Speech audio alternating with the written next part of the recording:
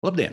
Turpinām tiešsaites sarunu ciklu Veselības ministrijas Facebook kontā, Latvijas televīzijas kontā un Slimību profilakses kontroles centra kontā, kurā mediķi atbild uz jautājumiem par vakcināciju pret Covid-19. Un šoreiz runāsim par onkoloģijas pacientiem. Esam apkopojuši arī jautājumus, par to paldies organizācijai Dzīvības koks. Mani sauc Elvis Jansons un es būšu šīs sarunas moderators. Bet kam mēs šodien adresēsim jautājumus? Mēs adresēsim jautājumus hematoloģijai, Paula Stradiņa Kliniskās universitātes slimnīcas onkoloģijas klīnikas ārstei Kristīnai Bernātei. Bernāts kundze, labdien!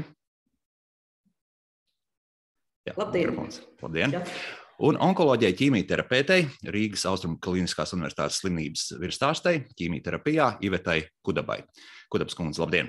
Labdien! Un sākšu es tādu ļoti tādu jautājumu, kas aptvers, es pieļauju, visu onkoloģijas jomu, bet tāds jautājums mums ir jāuzdod. Kas ir svarīgākais, kas jāņem vērā cilvēkiem ar onkoloģiskajām slimībām pret vakcinēšanos pret Covid-19? Kas sāks?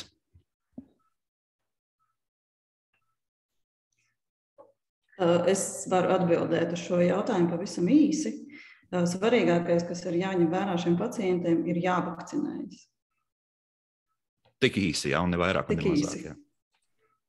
Jā, vai Kudabas kundze arī vēl kaut ko piebildīs? Kā jums liekas? Es varētu papildināt, bet manuprāt, Kristīnas atbilde ir ļoti precīza. Bet paskaidrojumā onkoloģiskie pacienti pieder augstai riska grupai, un tā bija sākumā viena no pirmajām riska grupām, kurām tika rekomendēta vakcinācija. Jā, tas ir papildinājums tam, ko viennozīmīgi atbildēja dr. Bernāte. Sakiet, vai jums arī ir informācija par to, cik daudz onkoloģiskie pacienti arī izmantoja šo pirmo iespēju un arī kā šobrīd notiek šīs faktiski slimnieku grupas vakcinācija? Tā ir tāda pati kā vidēji Latvijā, un es te skatos arī mums informācija šādi, ka to iedzīvotāju vidū, kas vecāki par 12 gadiem vakcināciju ir pabeiguši pagaidām tikai 49% iedzīvotāji. Ir kaut kas līdzīgs ar onkoloģijas pacientiem, vai šeit tomēr tā vakcinācija virzās labāk? Man personīgi nav zināmi šie statistikas dati. Es varu tikai no klīniskās pieredzes un ikdienas prakses pateikt, ka pacienti ir daudzi vakcinējušies, bet es nevaru pateikt procentus. Un arī šī tendence turpināt vakcinēties, vismaz manā klīniskā praksē, liekas, pat virzās ar pozitīvu tendenci, bet tas ir varbūt mans selektīvs viedoklis, bet statistikas dati man nav zināmi, un nezinu, vai tie ir apkopoti šodien. Jā, Bernāts kundze varbūt var piebilst, vai šeit jūs piekritīsiet arī Kudabas kundzei? Jā, man arī nav informācija par kaut kādu kopējo statistiku. Es varu tikai pateikt no savas pieredzes par saviem hematoloģiskiem pacientiem, tie, kas ir dinamiskā novērošanā esošie pacienti, tātad hroniskie pacienti, kas novērojas pie manis gadiem, tad es varu teikt, ka lielākā daļa šo pacientu ir vakcinēti. Un ja pat sākumā bija varbūt daļa no pacientiem, kas šaubījās par vakcināciju, tad pēc kopējām pārunām vizīšu laikā es esmu spējis pārliecināt, ka tas ir jādara un kādēļ tas ir jādara. Un es no savu pacientu vidus varētu teikt, ka no 80–90% ir vakcinēti. Protams, mums vienmēr nāk klāt arī jauni pacienti, pirmreizē diagnosticēti, kuriem mēs vienmēr arī rekomendējam uzsākt šo vakcināciju, ja viņi nav tikusi veikta vēl pirms terapijas. Bet tomēr jautājumi ir, un, kā jau teica, arī Dzīvības koks šos jautājumus ir apkopojis, un es arī tos tūlīt arī uzdošu. Vai ir onkoloģija cilvēkam, kurš lieto stipras zāles, ieteicat vakcinēties? Kristīna, jūs arī turpiniet, ja?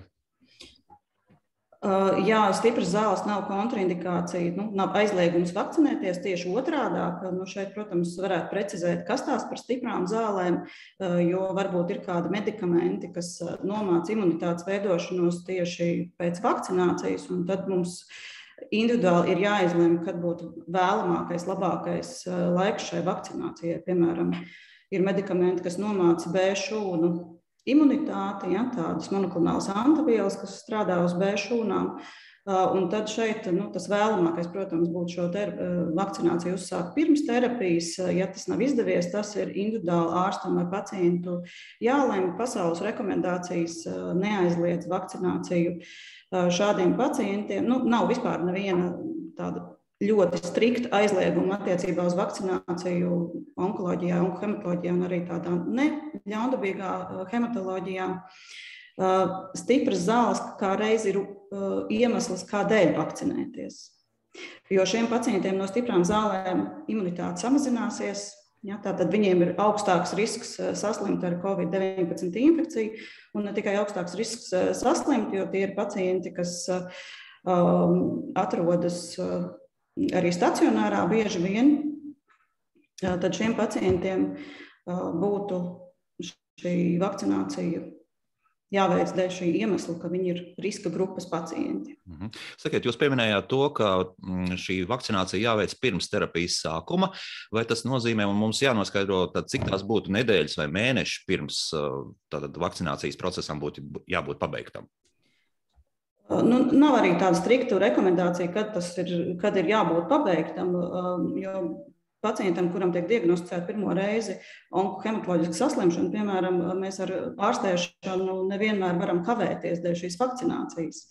Varbūt, ka tās ir kroniskākas slimības, kas neprasa tūlītēju ārstēšanos, ja, bet ir, protams, slimības kā akūta leikoze, ja, kur terapija ir jāuzsāk nekavējoties. Ja, tad šādam pacientam, protams, mēs neliekam gaidīt 2 nedēļas vai 3 nedēļas, lai viņš tiktu savakcinēts. Ja pacients ir kronisks un šī situācija var gaidīt, tad mēs rekomendējam vismaz, lai būtu vakcinācija pabeigta 2 nedēļas pirms terapijas sākšana. 2 nedēļas tātad, jā. Vai doktor Kudaba arī mums kaut ko piebildīs par šo? Nav šo strikto rekomendāciju, ja, es varu atkārtoties tikai, bet, protams, vislabākais ir, ja pacients ir vakcinēts pirms ķimioterapijas uzsākšanas, bet, ja ne, tad nav iemesls to nedarīt starp ķimioterapijas kursiem. Šajā gadījumā, protams, ārstējošais ārsts kopā ar pacientu izvērtēs, kur būtu aptuveni kura diena vai nedēļa starp ķīmijterapijām, kas būtu visvēlamākā vakcinācijas vai uzsākšanai vai pabeigšanai. Bet, protams, ka jebkurā gadījumā ārstēšana un vakcinācija nav viens otram pretrunā, bet tieši otrādi. Liekas, ka mēs jau esam atbildējuši uz šo jautājumu, bet drošības pēc es to tomēr uzdošu. Vai kādas vēl specifiskas zāles, ko lieto onkoslimnieks, var būt pretrunā ar pret-covid vakcīnu? Šāds jautājums ir, bet liekas, ka mēs esam atbildējuši uz to. Es varu piebilst, ka varbūt vienīgais tāds, kas būtu attiektos uz Latvijas situāciju, ko mums būtu jāņem vērā, ir cilmes šūnu transplantācija, kur tomēr rekomendē vakcināciju uzsākt 3 līdz 6 mēnešus pēc šīs pēc transplantācijas, tāpat kā citas vakcīnas. Ja, tur nav izņēmuma attiecībā uz COVID-19 vakcīnu, bet skaidrs, ka transplantācijas laikā pacients nesaņem vakcināciju. Tas būtu tāds. Un par šīm V-šūnu nomācošām medikamentiem, par tiem jau mēs tā kā diskutējam. Jā, pateicām. Jā.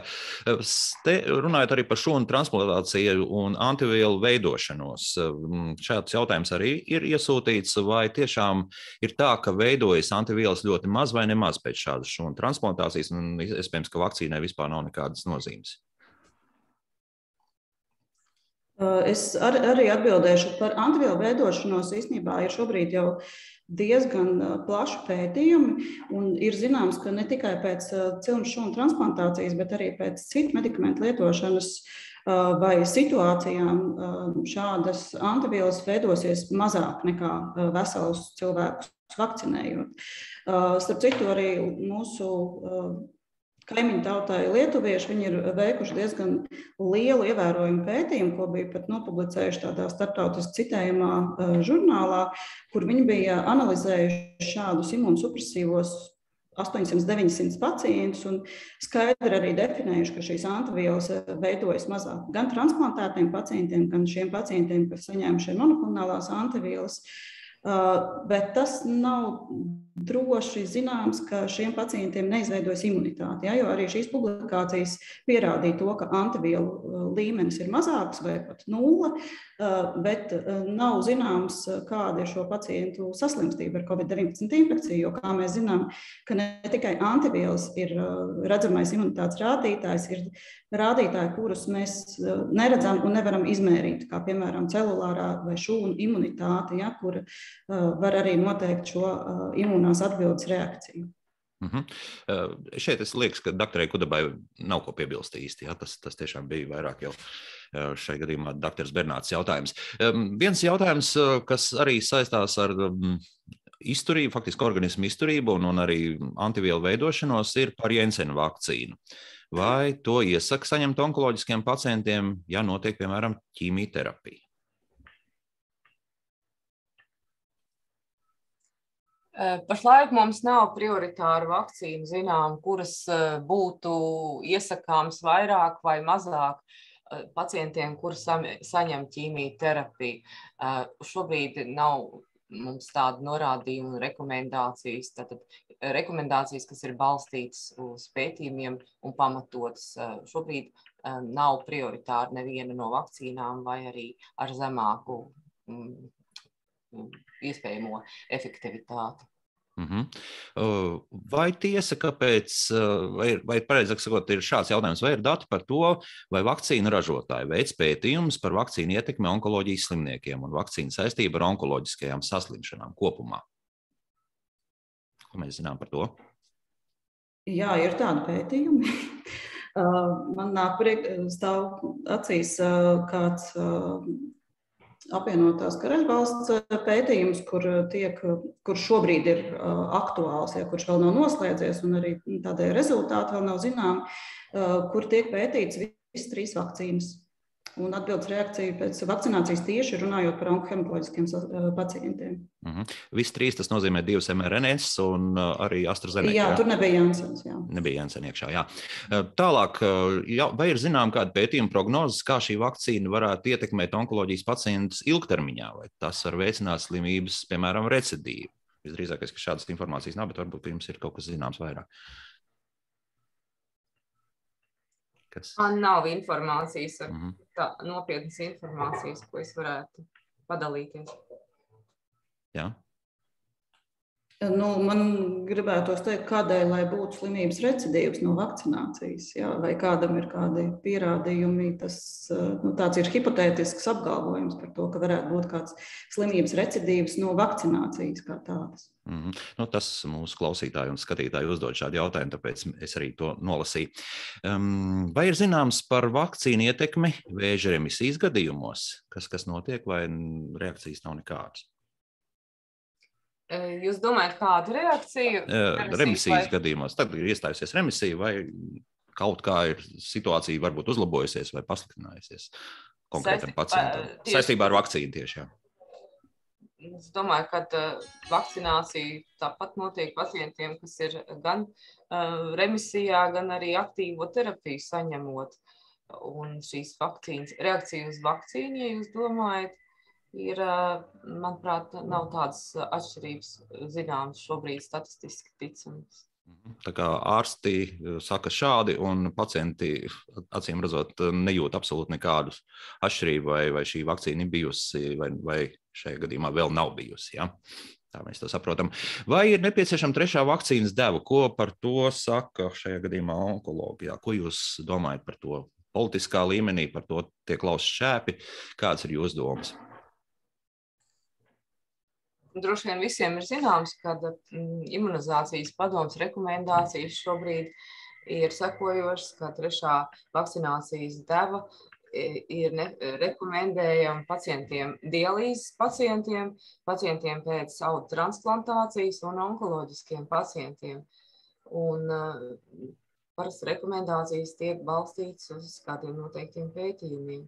Tādas ir šobrīd Latvijā imunizācijas padomes rekomendācijas, kas ir pieejamas. Doktor Bernāt, jā? Es teiktu, ka jā, ja par onkohematoloģiskiem pacientiem mēs runājam, tad tie noteikti ir prioritārie, kam būtu jāsaņem šī 3. vakcīnas deva. Ir publicēts ne tikai mūsu rekomendācijas, bet man šeit stāv 2. datorā priekšā pat vesels grupas, tieši kuri būtu galvenie prioritārie pacienti uz šo trešo vakcīnas devu, jo ir skaidrs, ka arī onkohematoloģiskie pacienti ir tādi, kas ir ar lielāku risku, kas ir saņēmuši ļoti aktīvu terapiju, tai pašā laikā šādus imunsupresīvos, kas nomēs šo B šūnu imunitāti, tie būtu kā pirmajā vietā, kam būtu noteikti jāsaņem šī trešā deva. Un trešā deva mēs runājam tikai šobrīd par vienu konkrēto mRNS vakcīnu. Tātad Pfizer visdrīzākais, jā? Nu, tāds šobrīd ir apstiprināts, varbūt kaut kas mainīsies. Tātad vai būtu savādāk. Jā, tad neatkarīgi no tā, vai pirms tam ir bijuši divas Pfizer, Modernas vai AstraZeneca vakcīnas, būs šī trešā visdrīzākais būs tātad attiecīgi Pfizer, jā, koncerna ražotā. Tā es saprotu, jā. Es pieļauju, es nezinu, kā tur ir ar FDA apstiprinājumu, bet mRNS vakcīnas ir divas. Ja? Tas ir Pfizer un Moderna. Ja?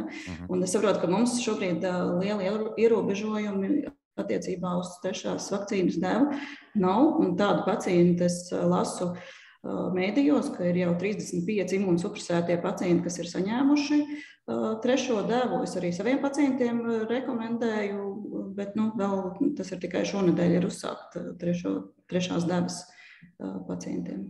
Tā kā tas ir tikai pats sākums. Šeit viens jautājums, kur iespējams mēs jau esam skāruši, bet tomēr, vai onkohematoloģiskajiem pacientiem ir kādas specifiskas attiecības? Attiecības tiek liktas pēdiņās ar COVID-19 vakcināciju. Jūs jau nedaudz arī pieminējāt, bet tomēr varbūt vēl kaut kas ir tāds, kas īpaši izceļ šo pacientu grupu. Man liekas, ka es tos galvenos faktus arī minēju par to, ka saņemot šīs monoklonālās antivielas ir jāizlēma individuāli, kad būtu šis labākais brīdis. Es varētu vairāk iedomāties, ko mēs nepieminējām, kur ir pacienti ne tikai ar onkohematoloģiskiem, bet arī ar hematoloģiskām neļaundabīgām saslimšanām, kā piemēram autoimūnas trombocitopēnijas, kur pacienti var būt ar zemiem trombocītiem, vai hemofīlijas pacienti, kuriem ir paaugstināts asiņošanas risks, un arī šiem pacientiem ir diezgan labas attiecības ar Covid vakcināciju, ja mēs to zinām pēc publikācijām un starptautiskiem ieteikumiem. Vienīgais ierobežojušais faktors varētu būt pacienti, kam trombocītu skaits tajā brīdī ir zem 30,000, ja, tātad ar izteikti samazinātu trombocītu skaitu vai arī ar kādu medikamentu aktīvu lietošanu tajā brīdī. Tādēļ šeit tādas stingras rekomendācijas ne valstiskā, ne starptautiskā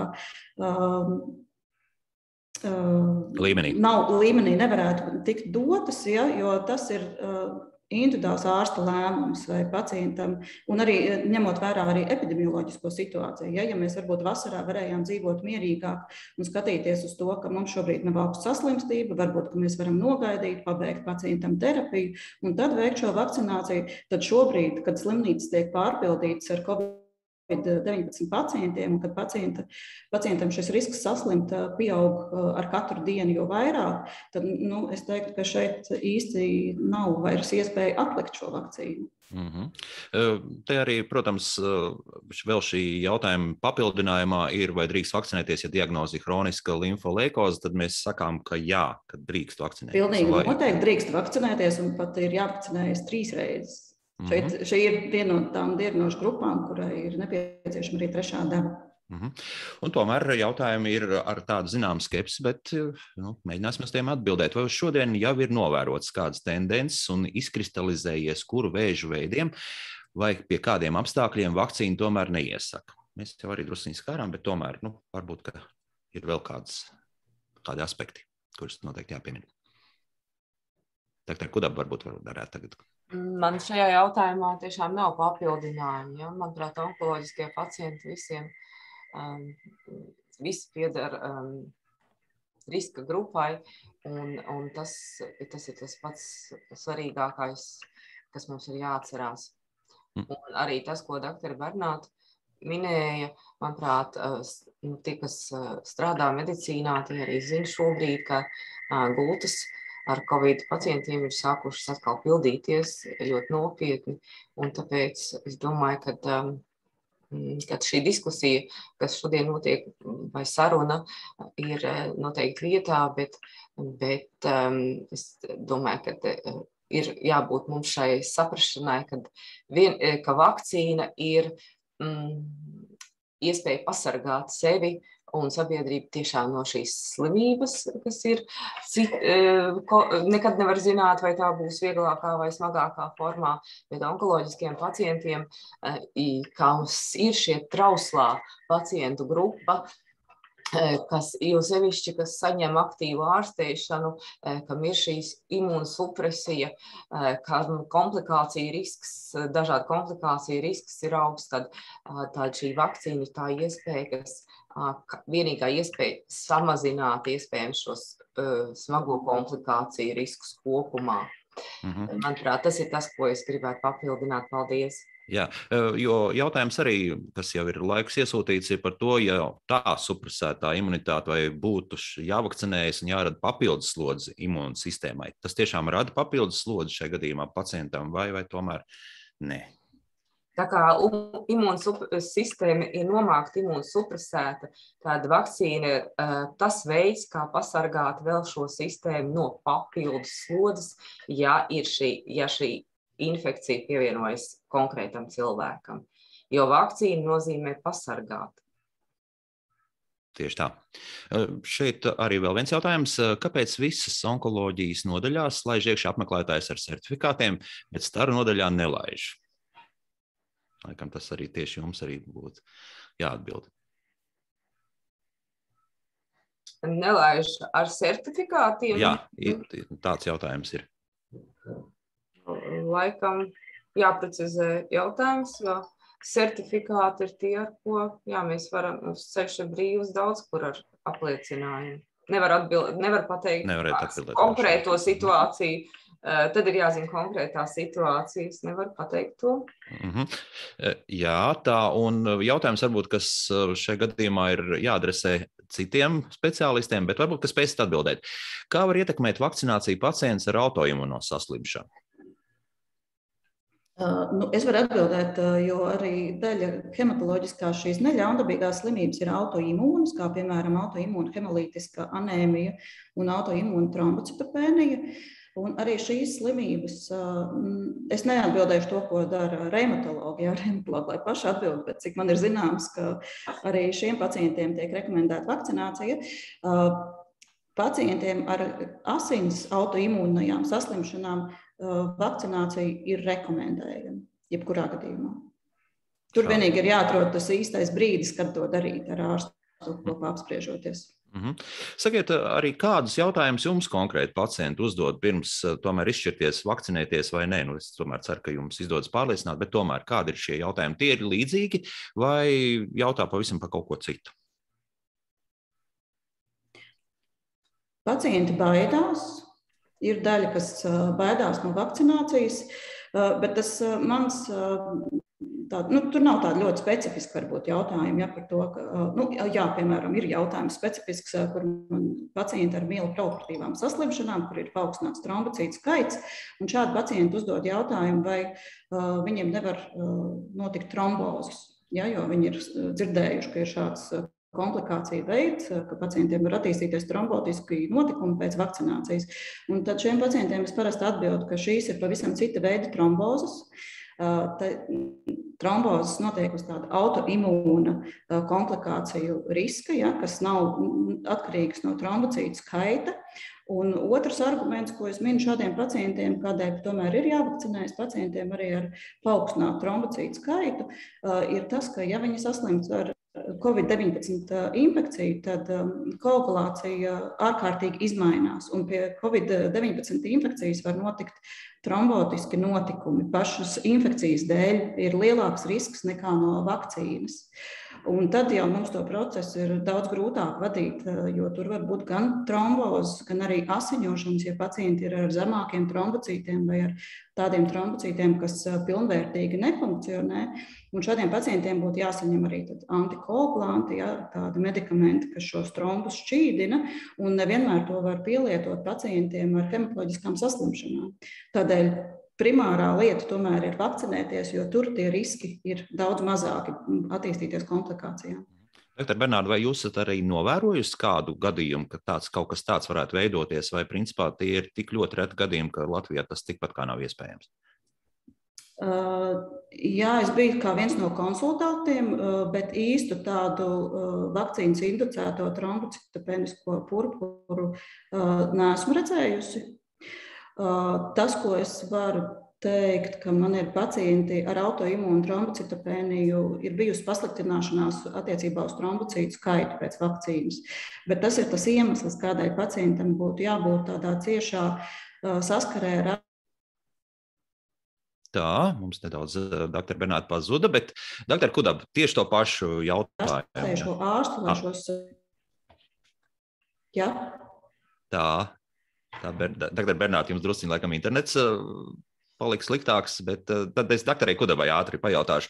Jā, kādi ir tie jautājumi, ko jums pacienti uzdod saistībā ar vakcinēšanu? Jā, es laikam varētu nosaukt 3 jautājumus, ko es tagad varētu sarindot savā prātā.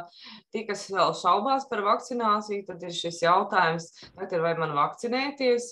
Un tad es, protams, arī atbildu uz to noteikti apstiprinoši, jo es neredzu citas iespējas, kā pasargāt organismu, kā pasargāt cilvēku šajā situācijā. Otrs jautājums, ko nereti uzdod, kuru no vakcīnām, ja ir iespēja izvēlēties, un mēs arī uz šo jautājumu kopā esam atbildējuši, kad nav zināms šobrīd prioritārās vakcīnas vai kaut kādas būtiskas atšķirības, kuras būtu labākas vai sliktākas, vēl jau vairāk onkoloģiskiem pacientiem. Un tad ir trešais, kas, manuprāt, ir svarīgs jautājums, tad, kad pacients pošās uz vakcināciju, ir nobriedis tam, tiešām izvēlēties, ja tas ir aktīvas terapijas laikā, kurš ir optimālais laiks, kad saņemt vakcīnu. Jo tas ir diezgan svarīgi, ja pacients saņem ķīmijterapiju, paskaidrot, kad būtu kurā nedēļā vai dienā, kā mēs arī iepriekš runājām. Jā, tas ir tas, man šobrīd tādi 3 jautājumi, ko es visbiežāk dzirdu. Vēl viens jautājums un svarīgs. Esmu onkopacients. 7. aprīlī man bija pirmā Covid pote, AstraZeneca. Otrā pote bija paredzēta 30. jūnijā, bet to neizgāja. Dēļ sliktajiem analīžu rezultātiem un dēļ sliktās pašsajūtas. Tagad pašsajūta un analīžu rezultāti ir krietni uzlabojušies un esmu gatavs otrai potei. Jautājums. Tā kā ir pagājuši 5 mēneši kopš pirmās AstraZeneca potes, tad vai varu AstraZeneca vakcīnas vietā vakcinēties ar Janssen vakcīnu kā otro poti? Vai vispār tas ir nepieciešams šajā gadījumā, varbūt tomēr otra AstraZeneca pote un pacients būs pasargāts? Es baidos, ka mēs nebūsim īsti atbildētāji uz šo jautājumu. Tas būtu vairāk infektologu ziņā atbildēt. Bet tas, ko es rosinātu, pacienti noteikti vakcinēties, kura būtu labākā izvēle, jo iespējams, ka tas ir pacients, kam būtu nepieciešams vispār 3 devas. Tā kā tad ir jālēm, varbūt, kad ir vērts uzsākt un veikt kādas vēl citas 2 vakcīnas mRNS vakcīnām. Bet mēs nebūsim īsti speciālisti. Mūsu joma ir onkoloģija un hematoloģija. Jā, doktor Kudaba. Es domāju, ka šeit mēs neesam tie, kas to noteikti varētu pateikt, bet ilga domāšana, manuprāt, mājās nevajadzētu būt, vai mājās, vai kur citur konkrētam pacientam, jo acīm redzot, notiek terapija, ja pacienti ir, vai arī kāda cita iemesla dēļ bijusi slikta pašsajūta. Tātad tas, kas varētu konsultēt, un, manuprāt, ir vienkārši vislabākais pieteikties uz šo vakcināciju un adresēt jautājumus, jo parasti šajos vakcinācijas vietās, jo sevišķi ārstniecības iestādēs un pacientam, kam ir tāds nopietnas stāvoklis, varbūt pieteikties uz ārstniecības iestādi, un tur noteikti ir ārsts, kas varētu šo jautājumu palīdzēt atrisināt konkrētam cilvēkam.